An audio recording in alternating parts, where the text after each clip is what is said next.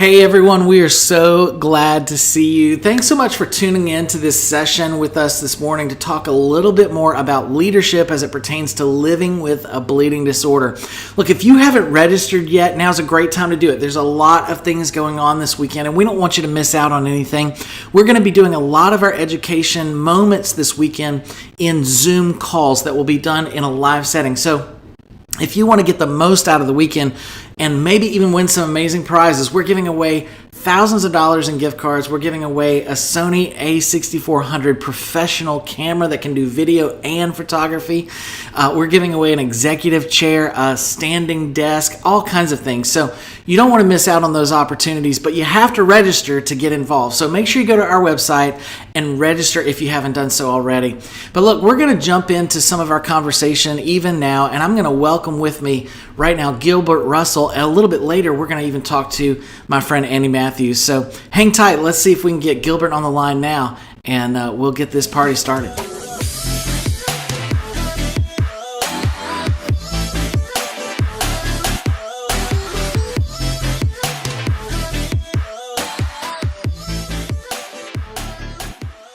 Well, I've got my good friend Gilbert Russell here with me today from ASAP Pharmacy. And Gilbert, it is great to see you. Thanks for joining us for Summer Leadership Weekend.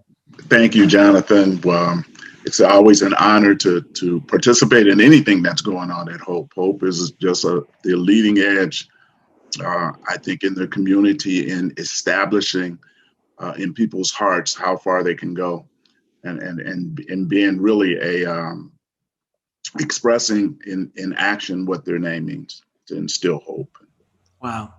Well, I always appreciate that. And I want to know a little bit about, there's probably some people watching right now that haven't been able to be involved maybe over the last year or so, just due to the pandemic and things going on, and watching it, they're going, okay, who is this guy? What does he do? And so tell me a little bit about where are you from and what your role is within ASAP Pharmacy. Absolutely. My name is Gilbert Russell. I'm the Director of Business Development with ASAP Pharmacy, a specialty advocate pharmacy where we always say a prayer for you. We've been in existence for 20 years, and our whole scope, our whole reason for existing is to serve. Our mission statement says we accept our call to be servants, and we try to develop a care program around just delivering prescriptions that extends beyond that. We endeavor to educate, equip, and empower each individual, family, and their caregivers to experience a fuller quality of life beyond the prescription. So filling the prescription is just one aspect of what we do.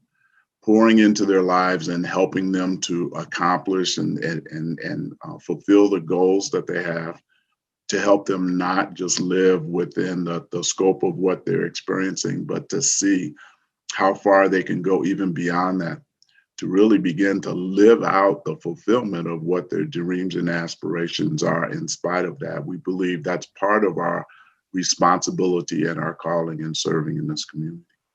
Yeah, I think one of the things that I love that you talk about from time to time, and I've seen you do this just in life with people, is to really, I think the goal is that we satisfy the needs of the disorder, really to minimize the burden or the impact Absolutely. of that, so that the life, that the value that individual has really can excel. And so I love that about your approach to what you do, is not just about trying to just do one part, but it's really you also see it as a means to an end to help to inspire and fuel someone being able to grow and develop as a leader, which is really what we've been talking about all weekend. There's so I love this idea that in life it's not that you are looking for particular things to do. You're given opportunities. You're given opportunities to love. So again, love, you don't develop love in love. You develop love in people not being loving. And in our community, people can be unloving because they hurt. They hurt emotionally, they hurt physically. So you don't want to respond to what they're experiencing. You really want to help them step beyond that. So let's identify what's going on and then see how we can make that situation better. you don't develop hope and hope. You develop hope and despair when things don't look like they're going right, when there's too many storms going on, when there's too much chaos that's going on around. How do I move beyond that? We have a unique opportunity in this community, and especially for ASAP Pharmacy, to step beyond that. Say, hey, we are here. We're here with you. We're going to walk through this experience with you. And then, what we're going to do beyond that? We're going to help you to establish some goals. We're going to help you walk alongside of you and point you towards some resources that will change your mindset and change the quality of life that you're experiencing, so that you can then get the best you can live the best day that you can.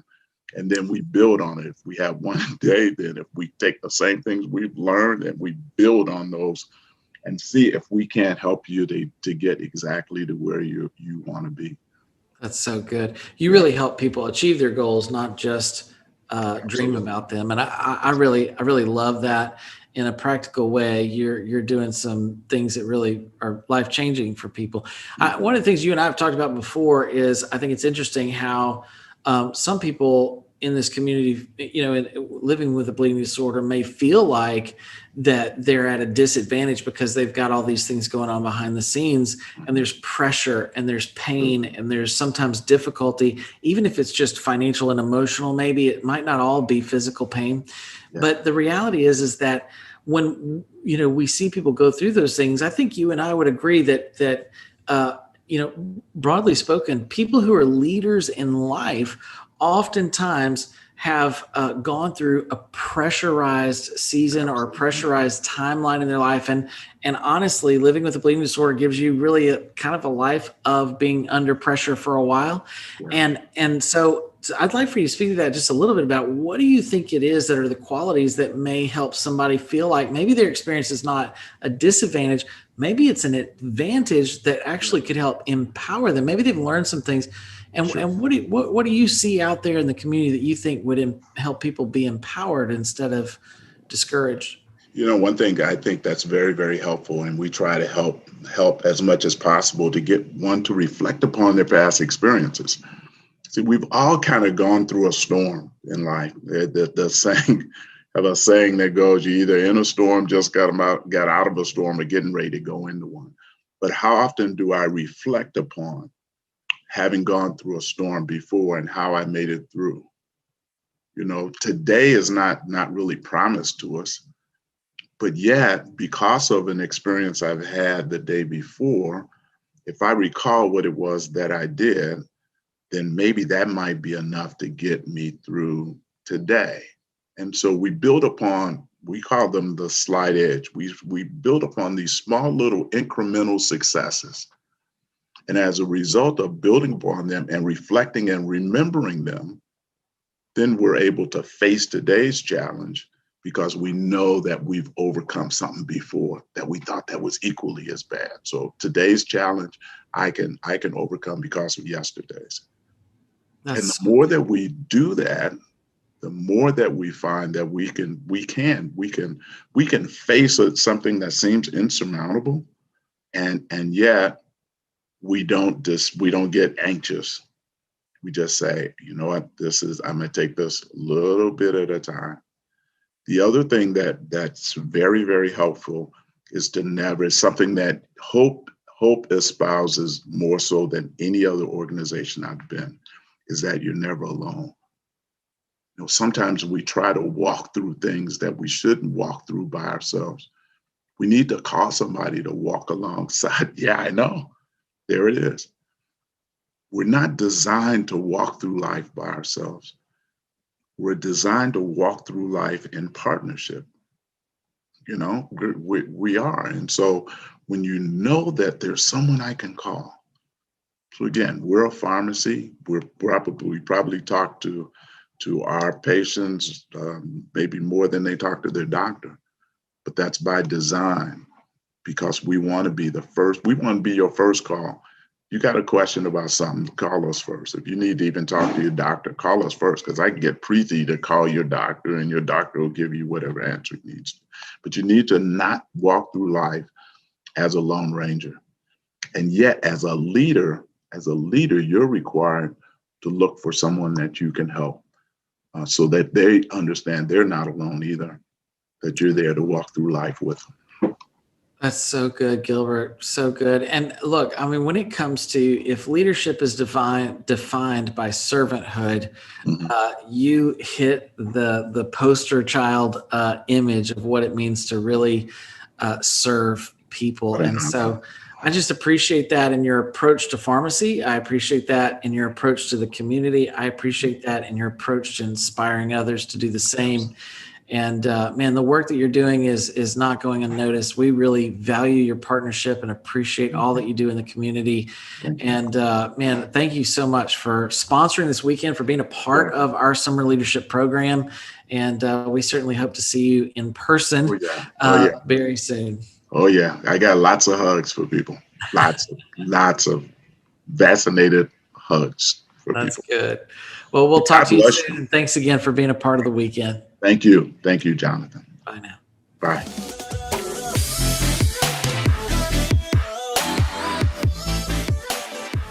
Hi, I'm Ajee, and I am a local Novo Nordisk hemophilia community liaison. I live in Atlanta, but I actually cover North Georgia, Alabama, Mississippi, Louisiana, and Arkansas. Yeah, that's 5 states. But what I love about our community is that we can be scattered, but yet we can still band together as a family, which is something that's really important right now. Now, 2 things about me. I love my PS4, and I love spending time with family outdoors. Now, as a HCL, I'm here to support you with the rare bleeding disorder educational resources, and I'm also looking forward to connecting with you and learning a lot more about you. All right, I've got my good friend Andy Matthews with us today. Andy, thanks so much for joining us for Summer Leadership Weekend. It's great to see you. Well, thanks for having me, Jonathan. Yeah, it is so great to be here. And look, right off the bat, I just want to say thank you so much to Specialty Therapeutic Care and Acaria Health for sponsoring this weekend. We truly could not do what we do had it not been for your support, not only just now, but over the years. You guys, a lot of people may not know this, but you were one of the first people to step up to the plate and really invest in what Hope was all about. And so we've been so privileged to be able to be in partnership for a long time. And so really appreciate you and really grateful for all the support you've given us to help people that are going through all kinds of financial crisis and have needs. And man, you've been a big part of that vision. So thank you so much for being there for us so we can help more people. It's our pleasure. It's gives us a good feeling as me, as well as our company, to help an organization like Hope, because with its name, that kind of stands alone right there. A lot of people need hope. That is for sure. Yeah, so true. So true. Well, look, today we're talking about leadership. And when I think about leadership in hemophilia, I can't help but think about all the lessons that we've learned. I know myself living with hemophilia, I know you and I have talked about this a lot offline before about how many of the lessons that hemophilia teaches us really helps empower people in becoming successful as an individual, not just leading in an organization, but leading in life, right? And so I want to talk a little bit about that today, but before we dive in, maybe tell people, just maybe people are just watching this, just seeing you for the first time. Tell us a little bit about you and your role in the company, and a little bit about how you're affected by hemophilia. Sure. Andy Matthews again. My role was Specialty Therapeutic Care. I was there from the beginning of inception of our company, and now we're part of a bigger company, Centene Health Plans. I love what I do. Our company is a nationwide pharmacy, specialty pharmacy. Obviously, we do a lot of things, but all I do in my division is hemophilia. What I do with the company is from A to Z, not operational, but I'm in the field, live in Waco, Texas, work out of my home, have always worked out of my home. So, and I help connect people to resources. I help them with their insurance.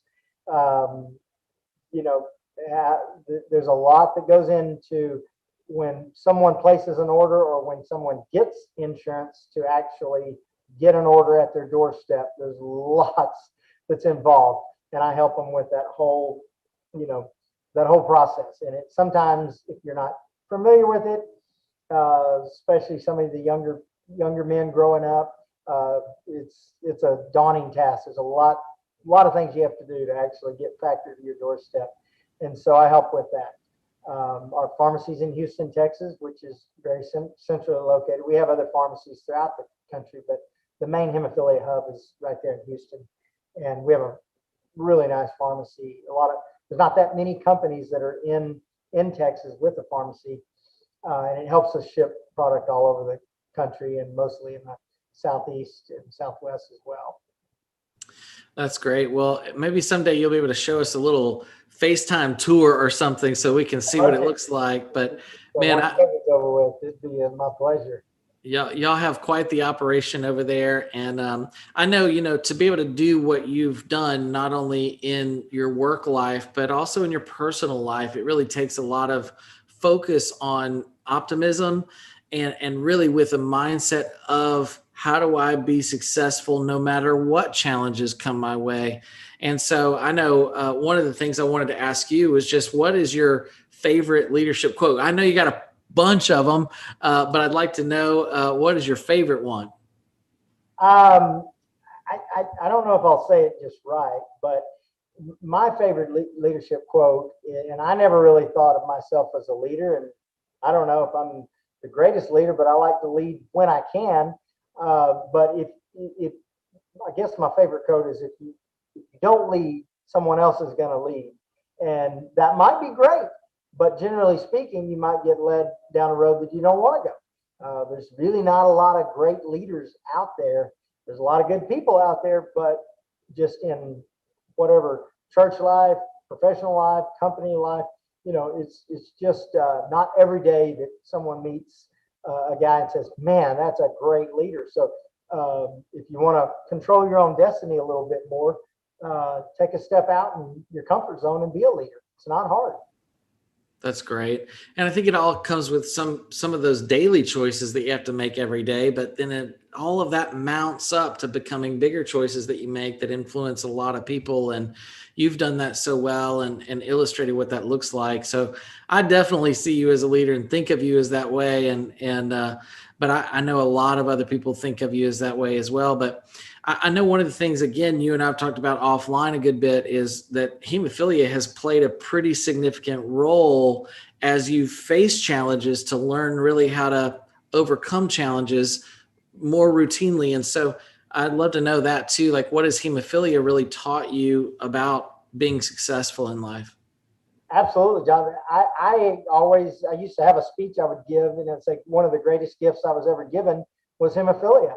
And people would say, "Oh my gosh, how can you say that?" Well, how I can say that is like Zig Ziglar used to say, it's not what lot you're dealt in life, but how you deal with it. I can't change that I have hemophilia. So why don't I think how great it is? Because it has made me, I think, a lot more successful in all areas of my life because I have hemophilia, because it's taught me if I can deal with all the bleeds that we used to deal with. I love the new therapies and love the new treatments, but I wish some of the younger people could kind of go through some of the things that we went through without having to suffer joint damage and things like that, because it did make you, I can remember one time that I had a bad hip bleed. I used to work out and be real, consumed in my early 20s and get strong and this and that. And I said, gosh, if I could just walk normal again. I don't care about working out. I just want to be able to walk normal without my hip hurting and so forth. But it's that kind of stuff that just kind of sinks in your mind, right? Makes you tough mentally, where you can just deal with anything. I used to be consumed. I'm just kind of an anomaly, but I used to be consumed with what I was going to do when I grew up. I mean, I would always tell my mom, I want to be an ambulance driver. I had it all planned out. I'm going to live in a trailer house out in the backyard so I can be close to y'all, and wanted to be an air conditioner guy. I just had all these things. But when I was 8 or 9, 10 years old, I was just enthralled. What was I going to do, to earn a living? It was just weird. And so I was, when I was 14, I started working full time in the summers at a bicycle shop. And because I never could play sports, all I could do was ride a bike and swim. So I don't know why, but I just wanted to work at this bicycle shop, and it was there that I learned how to, do some trades and learn how to work. And it was a great thing starting in my working career when I was very young. But I didn't think it would really ever do that much in a bike shop. But I learned a lot of valuable lessons. What role does optimism play in you being able to use negative things that happen to us in life to really become successful? I'll tell you, Jonathan, being successful is easy. If people would just follow some basic steps.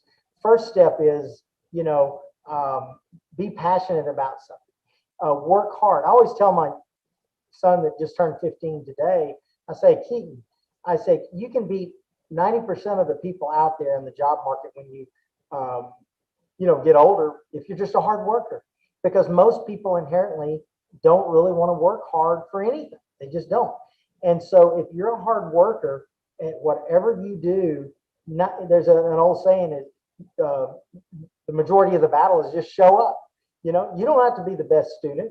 Do you know, Jonathan, let me just tell all of you young people, if you're thinking about not going to college, whatever, let me tell you, I graduated with college with an absolute C average. You know what you needed to graduate with? A C average. I would have gotten thrown out if I had a less than a C. I never had more than, I literally graduated with a 2.0.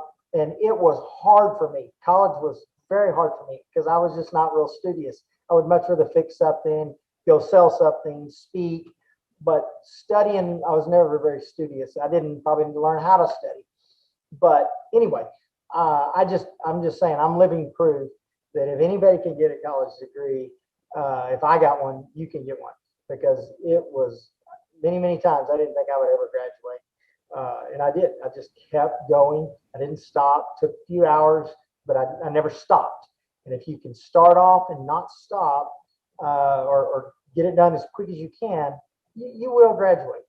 My dad used to always tell me there's lots of people out there that aren't very smart that have a college degree. And I'm like, how could that be?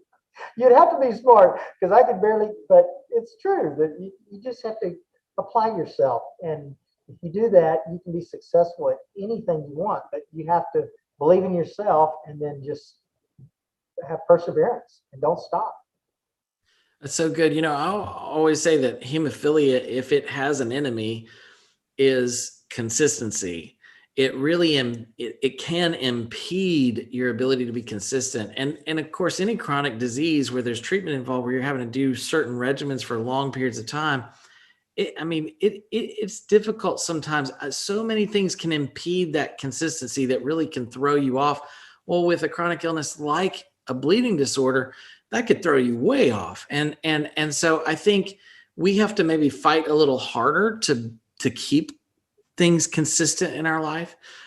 It's true with insurance. It's true with, high cost medication. It's true with infusions. It's true with, you name it. It's true with the disorder. But then on top of that, that skill that we learn how to be consistent in that could really be applied to a lot of other things. And you hit the nail on the head when you said, really, it's about getting up and trying again and getting up and trying again. And your ability to keep at it is probably more valuable than whatever, home run you can hit one day, right?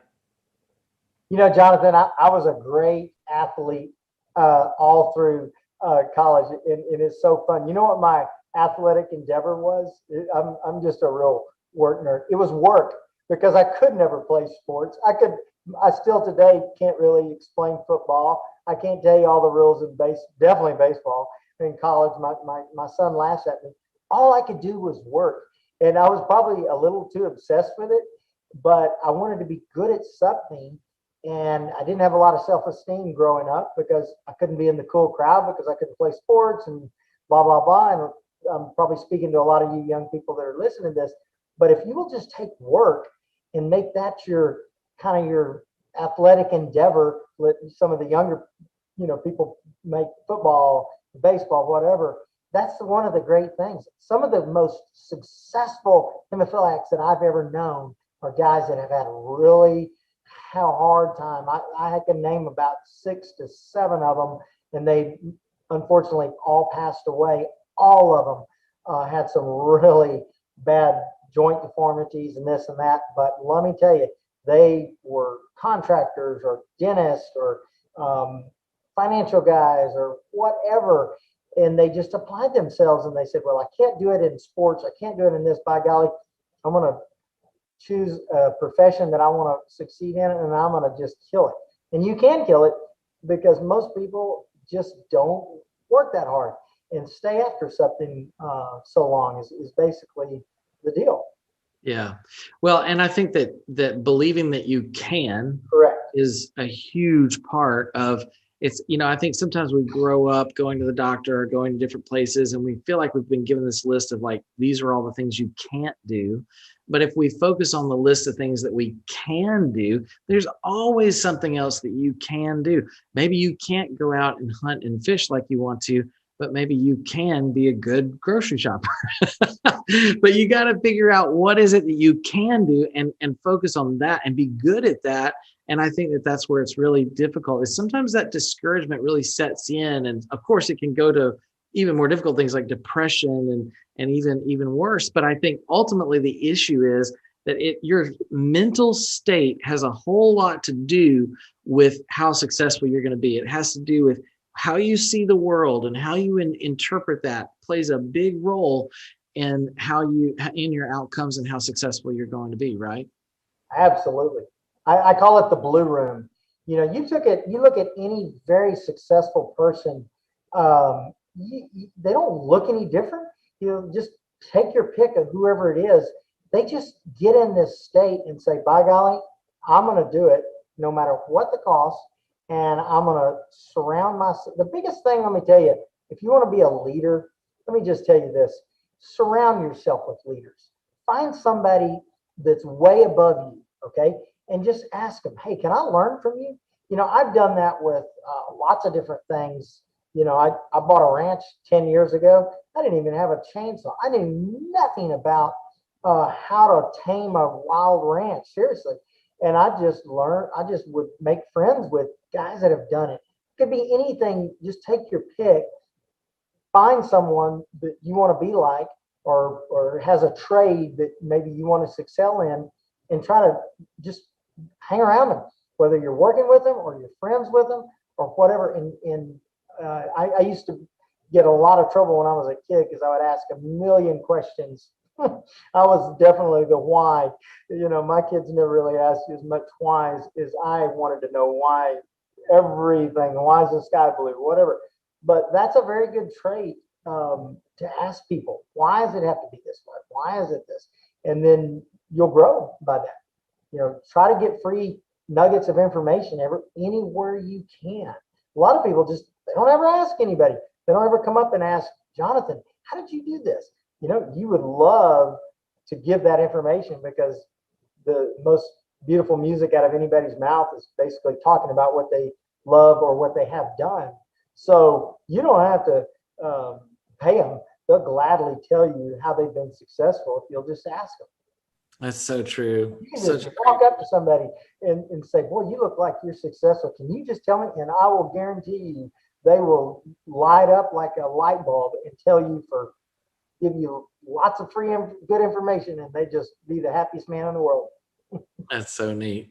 And it's so true too. I mean, I've done that. I think mentors is something that's a huge missing component, I think, in a lot of people's lives, and they don't know how to get to somebody maybe who's a mentor. But you make a great point. Sometimes just ask them out of the blue, even if you don't know them. Try to reach out to them, send them a Facebook message, reach out to them on LinkedIn. Anything you can do to try to reach out to people is a great opportunity to really try to connect and ask people, because our human experience is probably our greatest knowledge base and resource for wisdom. So I love that. Speaking of wisdom, I mean, if you were to go back in time and be able to talk to a younger version of yourself, knowing what you know now and having done what you've done now, what advice would you give yourself if you could really just turn back time? If you could talk to the young and small whippersnapper Andy Matthews way back when, 25 plus years ago, what would you say to him to help maybe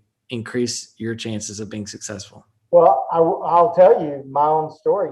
When I was about, I don't know, I was a junior in college, living in Nacogdoches, Texas. Don't ask me how, but I started getting into a lot of motivational speakers. Zig Ziglar, for one. When I was 15, I was given a book by a friend of mine.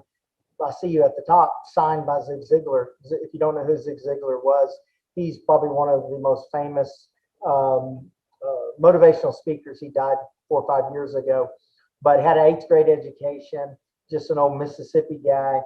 But he was a salesman, and he learned, and then he got into speaking and how to motivate other people. But I just opened up that blue room going, wow, I really can do anything I want to do. And me as Andy can do a lot more than I've done. I am really can have greatness. But what I wish was when I was 12 years old and 13 years old is I had that same confidence, because I didn't really have that. And I would just say, as parents, I had great parents. I have I am who I am today because of my parents. However, I wish my parents maybe had just voiced a little bit more of that stuff in me when I was younger, and it would the things that they would just maybe took for granted, but just said, Andy, you can, just because you're having a hard time in school when you're in the 5th grade, you can be whatever you want to be if you'll just set your mind to it. And they did do that a little bit, but I wish I could have listened to some of these motivational talks and so forth when I was 13 versus 20, because I would have had a lot happier and more thriving high school years, just because I always suffered from low self-esteem just because I couldn't really be in that cool crowd. I wasn't bad, but I just would love to see how my high school could have been if I'd have really opened my my life up and seeing what I could do. Regardless, forget sports, there's much more to life than sports. I just didn't think if I could do that, I'd really be cool. So I just kind of did my work and stayed in my own little world. It was okay, but I think I could have been a lot happier had I started earlier. Yeah, what I hear you saying is that you would have taken a risk to be more confident, but you also wish you would have been able to listen more and actually receive that wisdom, even the wisdom that you were given. Because I think sometimes, like as kids, we there's a difference between being prideful and it capping our ability to actually grow, and confidence that really provides us the ability to get out there and put ourselves out there and take a little risk in the direction that we want. I think one thing that I've found is that whatever you look at, whatever you see in front of you is the biggest thing you look at, it generally is a thing that you're going to gravitate more towards. And so that's one of the problems with being fearful and afraid, is that if you're just afraid of everything in front of you, you're a scaredy cat, as we used to say, a lot of times you're always looking at fear and you can't move outside of that. But if you can get to the place where you see, no, I'm going to be successful and I want to grow and I want to be strong and I want to be confident, and you can start to move and gravitate into those things as well. It's just all a matter of what you look at. And so if all you see is your disappointments and all you see is the things that you can't do, that's probably where you're going to focus most of your energy, is just submitting to what you can't do. But if you look at all the things that you can do and you focus on the things that are possible and you walk in the things that you have passion and strength in, those are the things that you'll probably be more successful in and gravitate towards those as well. Absolutely. I mean, if I could just say one thing about leaders and leadership, if you don't believe me, you just try it. Go to your next party or game where they have to have somebody lead the group or whatever, and just say, hey, I'll do it. You won't have 10 people say, oh, no, I want to do it. I want to do it. Most people don't want to be a leader. And so even if you don't know what you're doing, if you'll just say, I'll do it. Tell me what to do. I'll do it. I'll be the first one. And people will just let you do it. Therefore, you'll start becoming a leader and getting a little confidence, and you'll always say, I can be a leader in my church, or I can be a leader in my work. It doesn't take, they say, read a couple of books and you can be an expert at any topic, because hardly anybody ever takes the time to learn much about whatever the subject is. And that is so true. So I just challenge you. And once you get a little taste of leadership, that's what builds self-confidence. When you start getting self-confidence, that's when you start getting success. When you start getting success, you really see that, wow, I can do a lot more with my life than I ever dreamed. It's so true. And, I have a friend of mine who's a rocket scientist. He actually develops these warheads on missiles and stuff. I mean, it's super top secret stuff.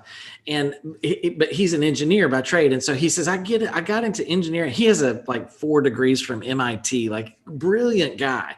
Okay. And he goes in and he does all of these amazing things. He says, Jonathan, he goes, I only worked as an engineer for about 2 years. He said, the rest of my career, which he had a 40-year career in this, the rest of his career was basically him managing people and leading people and doing leadership things. And so it's interesting because yes, you get a skill set. And he said, sometimes I actually miss engineering. Like he says, I wish I could go back to just be engineer, but really he hasn't done that in like 35 of his years of his career was not really him doing what he really got into that world to do. He ended up having, and he even told me, he says, Charlie, he goes, I wasn't prepared. He said, I did not have the leadership skills and I didn't have the resources that I needed, the education I needed to be able to lead people and organize things well. And I think, man, this is something that so many people miss, is that if you can empower yourself, educate yourself, grow your mind, expand your mind. We always say leaders are readers, but leaders are also well listened. They also are well mentored. They also are people that have grown in a lot of areas and they're life learners. I think that's also a critical piece, because the more that you submit yourself to expose yourself to positive information to help you understand how the human mind works and how you can inspire yourself and inspire others, or it doesn't matter what your function is, you're going to be more successful than most, because what you said, a lot of people don't invest in that. And it's so, so vital to any field of business and any field of endeavor, period. Absolutely. I have a funny story. We have a family reunion every year, and me and my dad lead the auction on Saturday night, which just raises money. Everybody donates something and we auction it off for as much as we can. But do you know that I always used to think, well, gosh, I felt weird. Maybe somebody else wants to do it. Trust me, nobody wants to do this. So it's funny when you try your own family, step out and be a leader. And that's what I always tell my son. I want him to be a Christian leader in his own family as we get older, because it's not hard, because most people just don't want to do it, or, can't do it, or whatever. But people skills are key. Too many people, they get too mad and fly off the handle. If you can learn to just get calm. I was talking to a jiu-jitsu trainer last night, and I'm always asking, you need to show me some good skills that I could use if I ever get jumped or this and that, because I'm always paranoid, as much stuff is going on today. And he said, do you know what I tell young people is learn to diffuse a situation. Learn that 9 times out of 10 will save you than fighting.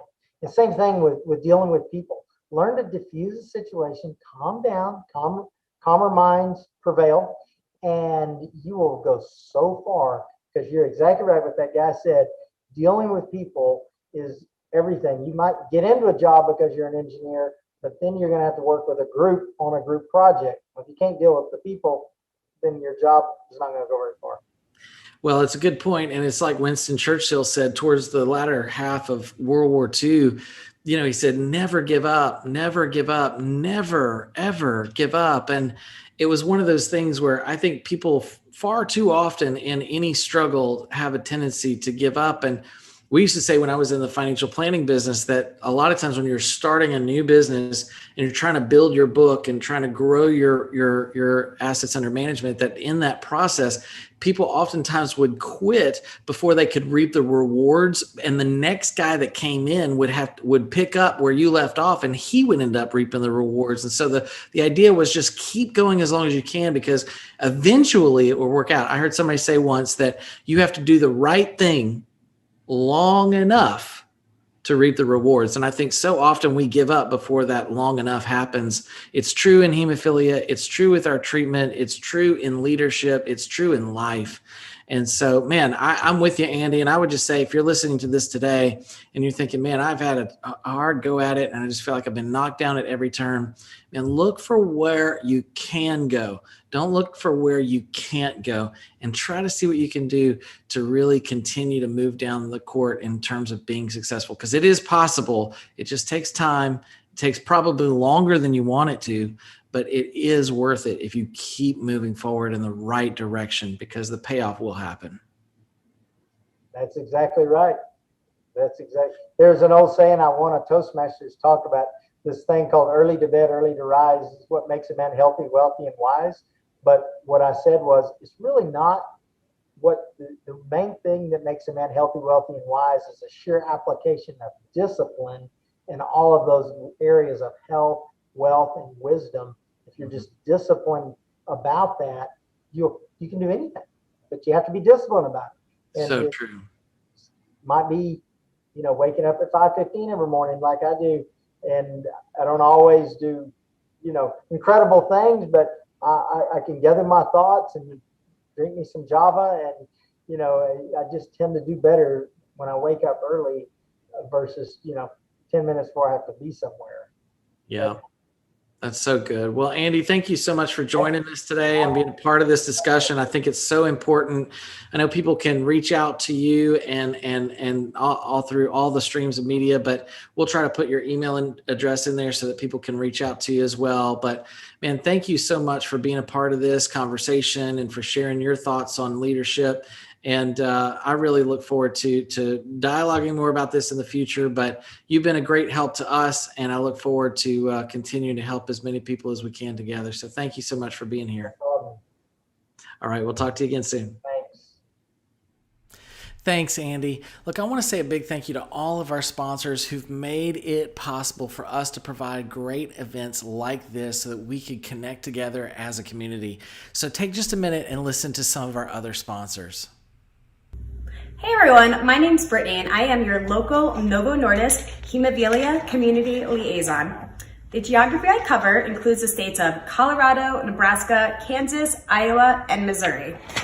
This is a special community I get to work in, and I am especially grateful for the close relationships I have been able to make over the years and continue to make every day. As an HCL, I am here to support you with the Rare Bleeding Disorder educational resources. I'm looking forward to connecting with you and learning more about you soon. Take care.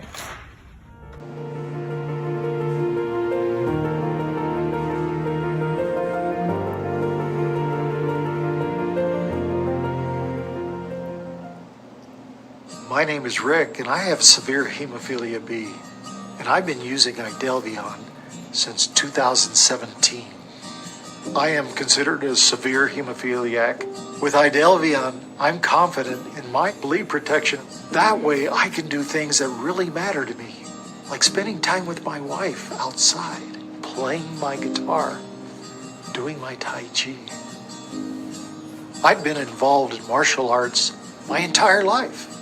I originally started way back in 1972.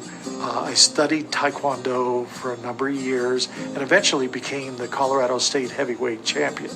But those years did damage to my body, and the pain it caused me in the long run led me to seek out Tai Chi. I have discovered that Tai Chi is the absolute perfect martial art. You only do what your body allows you to do. It allows you to develop strength, flexibility, and peace of mind. Through Tai Chi, I have come to realize that I have hemophilia, but it's not who I am. When I was treating prophylactically, I would infuse sometimes 2 to 3 times a week. I may get maybe 3 or 4 breakthrough bleeds a year. To me, as a hemophiliac, that's not satisfactory. I felt a product should work for me till my next dose. I haven't had a breakthrough bleed since I've been on Idelvion, and that's been almost 4 years.